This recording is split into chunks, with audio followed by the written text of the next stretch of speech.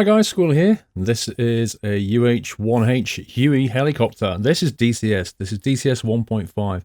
This is my first video on DCS, but I have been flying it for a little while now, but this is definitely new to the channel. You can definitely expect more videos on DCS because I'm really having a blast in this thing.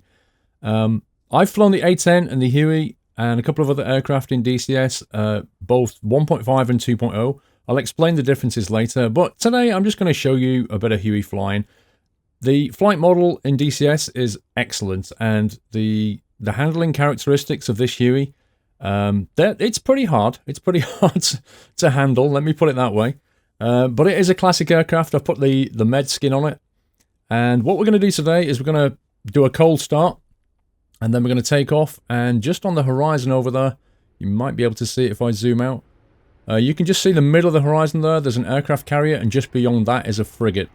Now, just to the right of us, there should be a couple of F-15s just spooling up. Yep, you can see them down there. So I've gone into the mission editor and I've created this scenario. The frigate and the aircraft carrier are moving at about 20 kilometers per hour. And those F-15s are going to take off on the runway in front of us, and they're going to do like a circling pattern exercise around the airbase. This is Kobuleti Air Force Base, as you can see here. We just kind of zoom out. This is Kobuleti Air Force Base, and over here is the aircraft carrier, and there is the frigate there just moving south.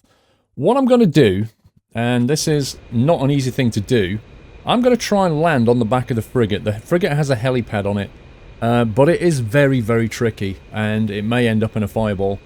But I'm going to try it anyway, and we'll see what happens. So just while those guys are spooling up over there, top left of the screen, you can see a couple of controls. And what that is, that shows you my pitch, cyclic, and throttle. Pitch, throttle, collective, and so on. If I move the stick here, you can see the position of my stick. So you can see what I'm doing. I'll leave that on. You can kind of see what I'm doing. There's a collective there, top left. As I'm operating the controls, it'll give you an idea of the kind of things I need to do to keep this thing airborne. But the Huey sounds beautiful. It's so much fun to fly. It's not that hard to get it cold and dark set up. It does have some weapon systems on it. I've put it with a couple of side mounting guns. Look at those F-15s. Beautiful. So the audio in DCS is unbelievably good. It really is. When this Huey starts up, you'll see what I mean. Look at that. So you can jump into the different seats in the Huey. So you can jump into the co-pilot, if you like, which you need to fire the front-mounted guns. You can also jump into the side-mounted positions here. I can actually move this with the mouse, or I'm actually using track IR. So wherever I look, it's aiming. And yes, this gun is actually active. I'm not going to fire it though. I'll leave it off for now. But when it's all powered up, it will actually fire the weapon. So you can, from the side, if you want, you can put this thing into a hover, and then from the side you can just shoot things. I mean, that's the thing about DCS is it's a military combat simulator, and you can blow stuff up, and stuff can blow you up, I might add. But anyway, enough waffling. Let's get back into the cockpit here. I've set the zoom level like this, so what I can do is I can kind of look up and just, for example, turn the inverter to on.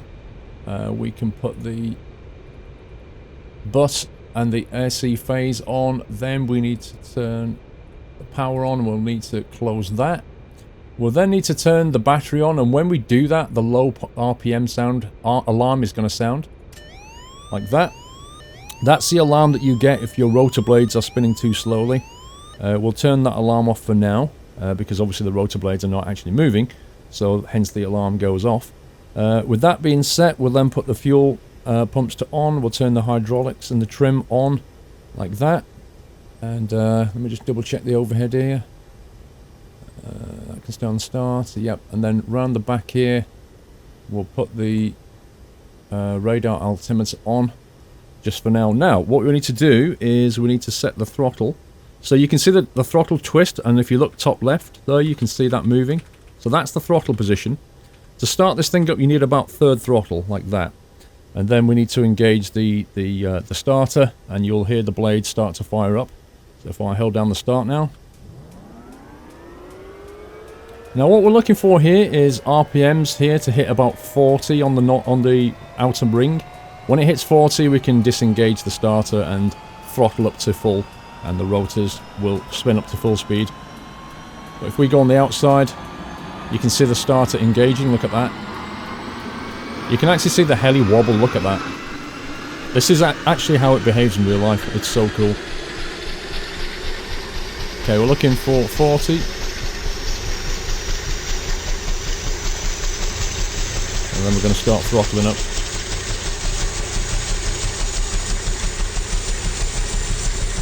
Okay, let's throttle up now.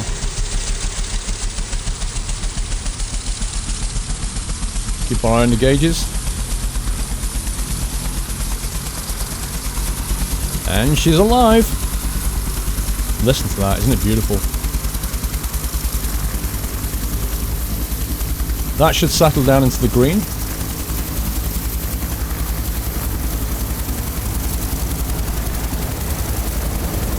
Oh yeah, 15s are going.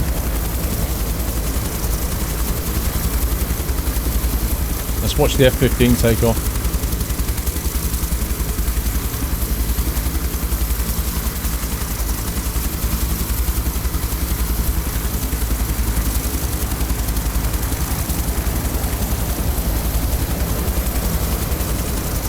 Lovely. The cool thing about DCS is you can actually jump to the camera, you can actually jump outside that and watch it take off. It's brilliant. It also has a built-in replay editor. And you may be wondering about this, in quotes, game, which is actually a military simulator, but it's actually free. Yep, it's free. You can just download this game, if you want to call it a game, but yep, just go to DCSWorld.com, just download it, it's completely free. The Huey is something that you would have to buy if you want to fly the Huey, but it does come with a couple of free aircraft that you can test it. And I have to say, for a free simulator, this is stonkingly good. But anyway, let's not focus on that. Let's make sure the alarm is back into where it should be. IFF, I can't remember what that's for.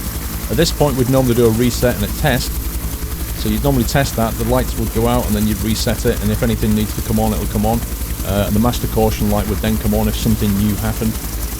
What I haven't done is turned on the... let's see. So we turn on the countermeasures even though we won't really need them today. And we also need to put the radio stacks on, which are here, and put that to transmit and receive. Normally I would have done this already, because what you would need to have done is talk to ATC, got yourself a clearance to start up and all the rest of it, but I've not bothered with that today. We'll leave that off actually. What else we need to do?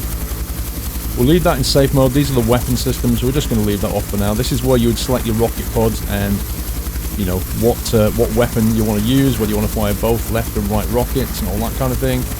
I need to look at what IFF means, I can't remember. We'll put the landing light on. We need to shut the doors now, so you'll hear the audio change, listen to this. So we'll shut the outer doors first, so they'll move their gun away. The guys in the back though, you can set their skill level at shooting. Shut the cockpit door. You know, you hear the audio change, it's so much quieter. Right, so the last thing you'd probably want to do is set your radio altimeter low altitude warning, so we'd probably set that like so. All the oil pressures look good, everything looks fine. So now we are ready to take off. Right, now the way the Huey works, well, the way most helicopters work is you need to do a little bit of left rudder as you're taking off to compensate for what's going on with the tail rotor.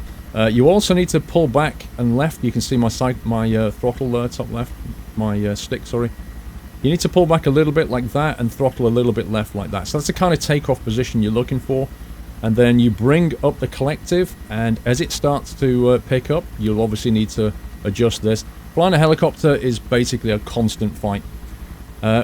We can glide once we get, I think there's a certain distance, but it's about sort of 30 feet in the air. That's when you start to lose the cushioning effect that you get from the ground. And at that point you need to bring up the collective because you'll feel the sag. The worst thing is when you come into land. When you come into land, there's a point where you're just about to get the ground effect, but what happens is you lose downward lift, and you need to bring the collective up fairly quickly, otherwise you'll slam into the ground. This Huey will try to kill you, let me tell you that right now. You can put this thing very easily into what's called the vortex ring state, where you basically fly over your own dirty air, set up a state where there's no lift, and you'll just drop out the sky like a brick. I have done it a few times. It's not fun, but it's something to watch out for. Anyway, we've waffled enough here. Let's get the throttle, sorry, the rudder and the stick, and we'll start to bring up the collective.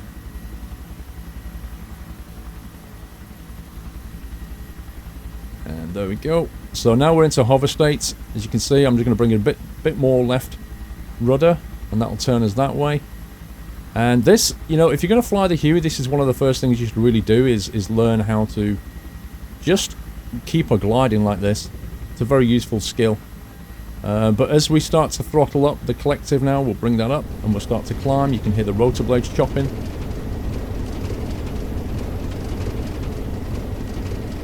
There you go. And then we'll bring up the collective a bit more. We'll put the nose forward. And we're airborne. There we go. I've set those F-15s to stay well out of our way, so they shouldn't bother us.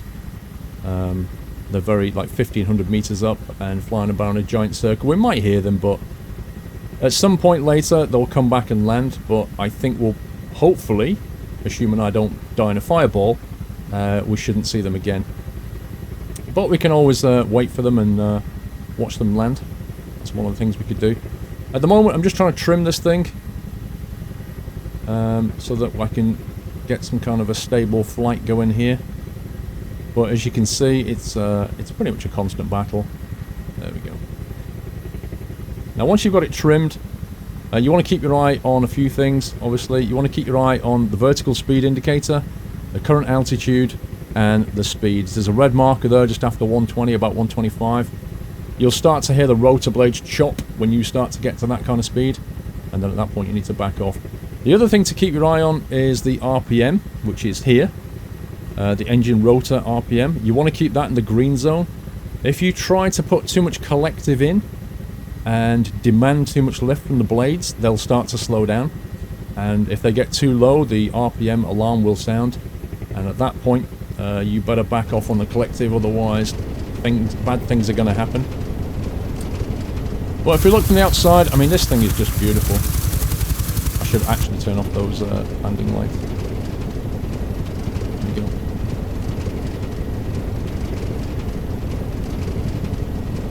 You can see I've exceeded the maximum speed now, and you can hear it chopping. There we go. Let's bring it back a bit. Bring the nose up. Reduce our forward speed. But you can see a few things. The rotor blade started to rattle. You know, you've got the real kind of sensory idea that the aircraft is struggling in some way.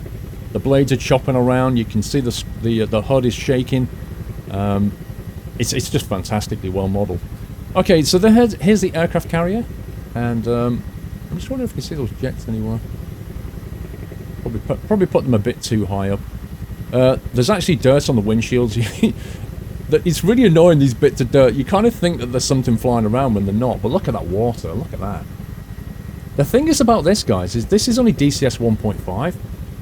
DCS 2, which is currently still in the works, they've improved the graphics engine, and you can download and buy a Vegas map and fly the Huey around Vegas. And let me tell you, Vegas looks incredible. I'll show you a video on Vegas in the very near future. But this, considering this is 1.5, this is still pretty tasty. Okay, I need to start reducing my forward velocity now, so what I need to do is back up on the collective a little bit and pull back on the stick. I need to approach the frigate from the back, because that's where the helipad is, but I need to be not doing anything like this speed, so let's kill some of this speed. Flying a helicopter in DCS is an interesting experience. I definitely recommend you try it. But trust me, it's not easy.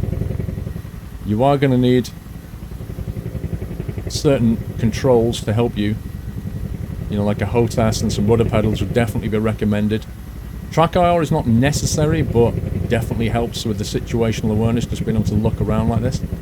Okay, now this is the dangerous thing, because as we kind of come in now, remember that ground effect I was telling you about? Well, you get that over the sea as well. And what will happen is I'll suddenly lose lift, and then I'll have to bring the collective up quickly to gain it back again, otherwise we'll plummet into the water. There it goes, there it goes. Right, bring it up at the collective. Yeah. And at this point you start to glide on a cushion of your own air. Okay, we need to bring it up, otherwise we're going to hit the water. Easy, Tiger. This is not easy. Trust me, this is not easy. Okay, right. I've got the forward speed under control.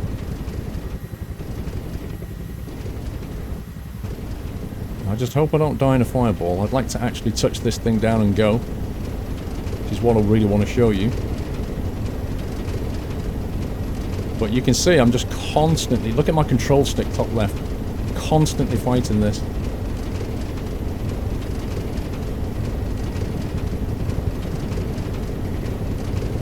Now I need a little bit more elevation. Bring the collective up a little bit.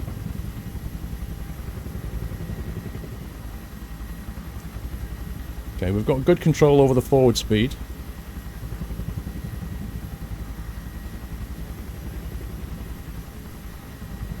I'll try and line her up. Whoa. Little bit bouncy. Little bit bouncy. Okay, looking good. Let's bring her down. Okay, we are down. Bring the collective right back. So there you go, you can see it sliding. That's just because the ship is moving around and it's not actually locked in, so touch and go, let's get out of here. Let's bring up the collective, stay clear of anything nasty, and we are away. Let me bring the zoom level out a little bit so you can see a bit more what's going on.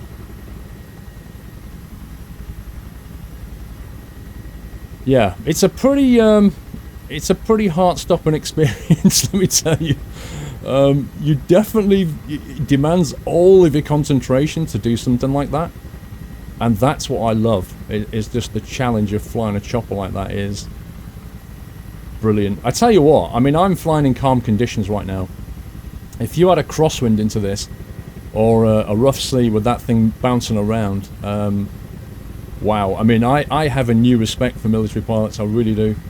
You know, commercial stuff is difficult, military stuff is, it's a similar kind of thing, but they'll find themselves in more precarious situations and also having to learn all the weapon systems, and never mind being shot at. But there you go, you can actually land on that if you want to. I'm just going to fly back, and we'll land, power down, and that'll do. This is, like I say, just one of the, like a first video on DCS, just to give you a flavour. You can go to DCSWorld.com and download it, get 1.5. If you want to fly in 2.0, which is Vegas though, that's currently in like an alpha. So what that means is, you need to buy the DCS Vegas map. This map that you're seeing here is completely free. You can fly this, completely free with the free aircraft they give you, and then just buy the aircraft that you particularly want to fly. For example, like an A-10. You can even buy like, P-51 Mustangs. There's all kinds of crazy stuff in there. Whatever takes your fancy.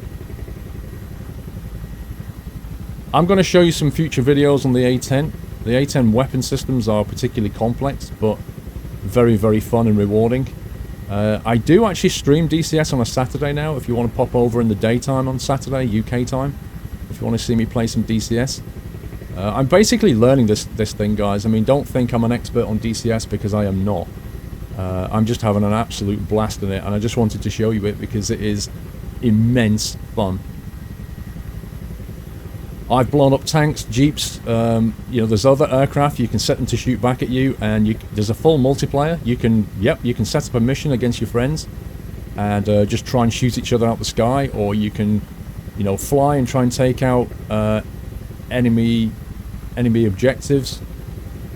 Enemy tanks or whatever. You can put SAM sights down so they try and shoot you. Whatever you fancy. The only limit really is your imagination. And I think I may have gone the wrong way. Hang on a second.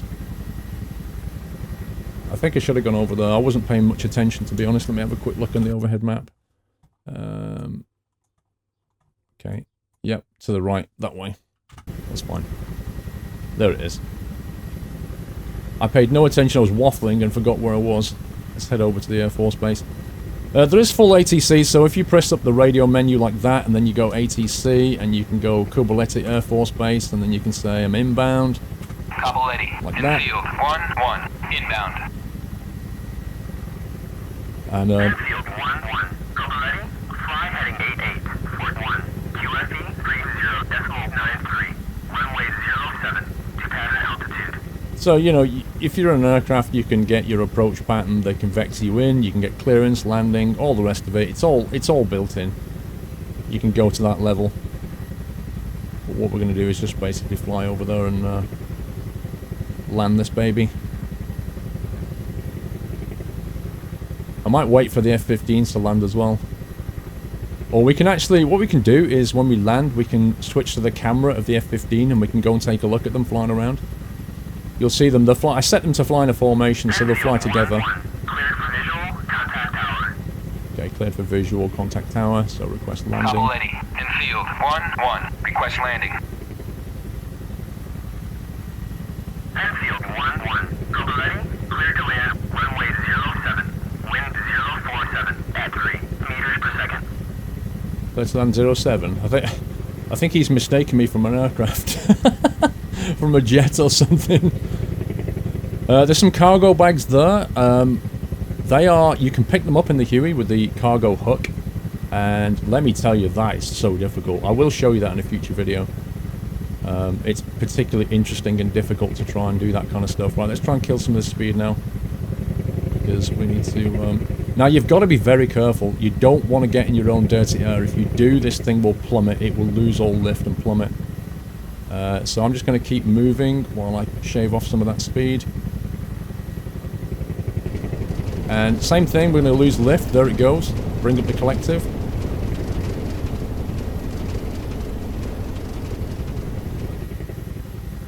So I'm still learning how to fly this thing very well. It definitely does look a bit rough and ready, but I think we're roughly in the right position here. Let's get ourselves a little bit lower. Let me try retrimming.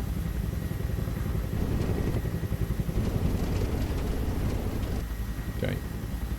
Yeah, from the outside this would look hilarious.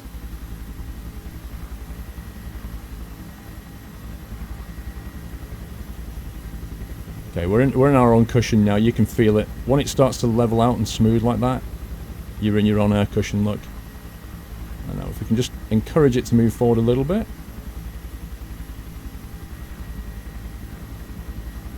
When you're picking up cargo, you have to do this kind of hover, but from about 10-20 meters above the cargo.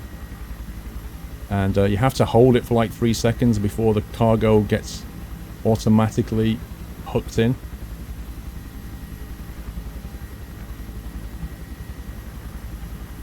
There we go, that should do.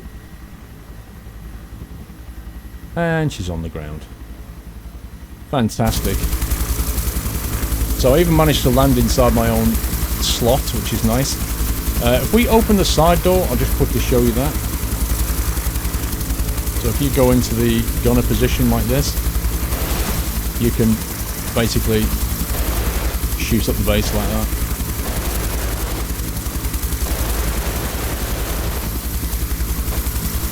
Yeah, I mean, obviously we're in a friendly base, so you don't really want to be doing this, but that's the kind of thing you can do. If I press F7, that'll jump between things. I put a tank just to move around there. Press F2, there you go, there's the F-15s. You can see they've got their formation lights on the side, which is something you can put on when you're flying in formation. But you can see they're just basically cruising around.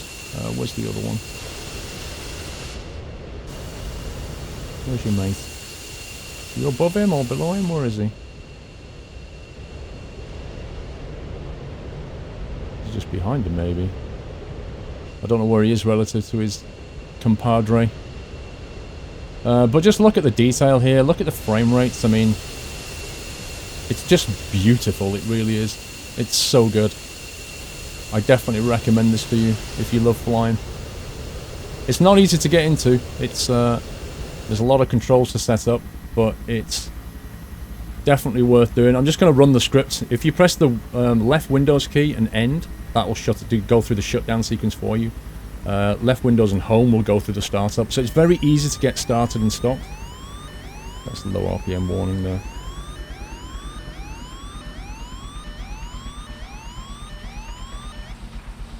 Just kill that. There are inbuilt training missions with a lot of these aircraft, where they're kind of scripted missions that will take you through and show you how to do various things. The A-10 has a whole bunch of them. The Huey's got a few of them. Each aircraft, like I say, you kind of buy it and it's individual. It comes with its own manual, very, very detailed manual. Comes with like some tutorials. You can even buy mission packs, or you can just create your own missions. It's pretty good. Get rid of that at the bottom there. But you can kind of get a feel for the detail. You can see all the individual rivets on the Huey. It's very, very well modelled. Doesn't look like we're going to see them land today. But yeah, I hope you like the idea of DCS, because I'm going to be showing you some more DCS, so we'll do some fun missions taking things out. And maybe at some point I'll get into some multiplayer stuff and show you that as well. That's it for this video, guys. Until the next one, take care.